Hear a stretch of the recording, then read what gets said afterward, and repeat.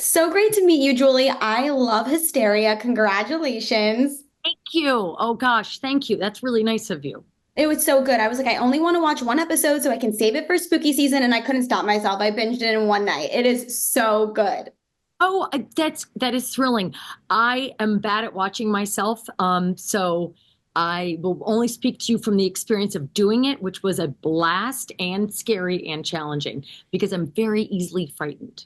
Oh, well, you know what? This is definitely not the show to watch then. I want you to describe it in 3 words for the fans. In 3 words, ooh, I'm gonna make some hyphenated words because there's kind of no way because it really is it is a genre bender. So I would say psychological pop thriller. I'm putting that to um 80s. You have to. Classic. It's classic 80s. I love the 80s. This brought me back. I wanted to wear more blue eyeliner. It was so good. Eyeliner, oh my lord. Yeah, it was fun for me because I never got to have the big hair in the 80s. I don't know why. I just didn't. I must have been a hippie or something. But I got wish fulfillment here. Shoulder pads and big hair. I love it. Okay, and you were no stranger to horror movies. Hubby Halloween, Totally Killer. I loved both of them. But what drew you to this script? I mean, we have the 80s, we have satanic cults. It is so spooky. I felt like it was next level.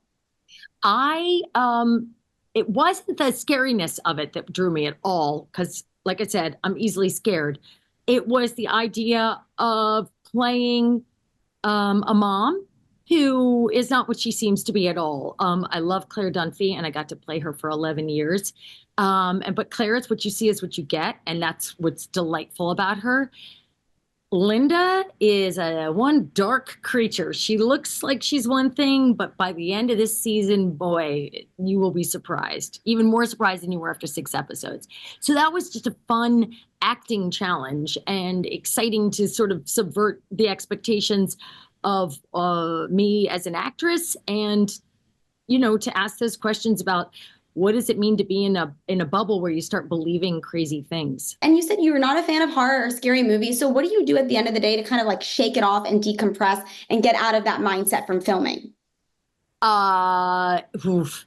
There's literally box breathing, like what the Navy SEALs do, where you like go breathe in for 3, hold for 3, go out for 6. I actually don't know if that's technically box. It might be more of like a rectangle, but it really helps calm you down after a day of freaking yourself out mentally. And I got to switch up whatever content it is. I got to put on something light or listen to a podcast. I love history podcasts. I listen to the news, anything but more of that. I gotta step away from Linda at the end of the day.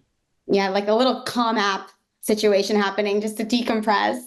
Yeah, I listen to a lady who reads stories. What is it called? Stories where nothing much happens. Like the bedtime stories. Oh my Yeah, gosh. they're like, but it's like a story about a walk on a fall day, and your brain just goes into like you just sort of go into gray zone, which is fine with me. And can you share one fun fact or behind the scenes moment from filming? Um, Gosh. So there are so many fun things that happened. I would say that one of the things that people might not expect or know is that Nolan North, for those of you who are new to Nolan North, and I was new to Nolan North, he is one funny dude. And even after the most serious day of shooting or the most awful, gruesome scenes, he could make me laugh until I cried. I'm so lucky to get another winning TV husband. I love it. No, this show is so funny too because there were so many bits where I was literally cracking up. I felt the dynamic was so funny. And then all of a sudden it would turn to horror and it was such a great balance. Everyone Yeah, hits, you know. a genre bender. Yeah. There's something for everybody. Yeah, so true.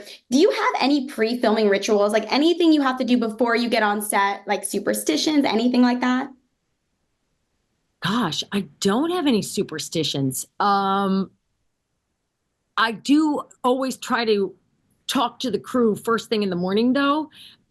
Always everybody that's closest to the camera, because then when it gets pointed at you, it can feel like a gun. And it can be really intimidating. And when suddenly they're like quiet and everyone goes and looks at you. So I always try to make sure that I talk to everybody around the camera first thing in the morning. I don't know if that's a ritual, but it definitely puts me more at ease for the rest of the day. Yeah, I love that. It's something you do every time. Our Modern Family co-star Eric Stonestreet said he would love to get the family back together in some capacity, whether that be a Christmas special. Would you be game? And what is the possibility of this actually happening? Yes. Yes, of course it would be game. I can't imagine any of us wouldn't be. Like we're stupid for each other. Um, and what is the possibility? I have no idea. That's up to Levitan and Lloyd in the end.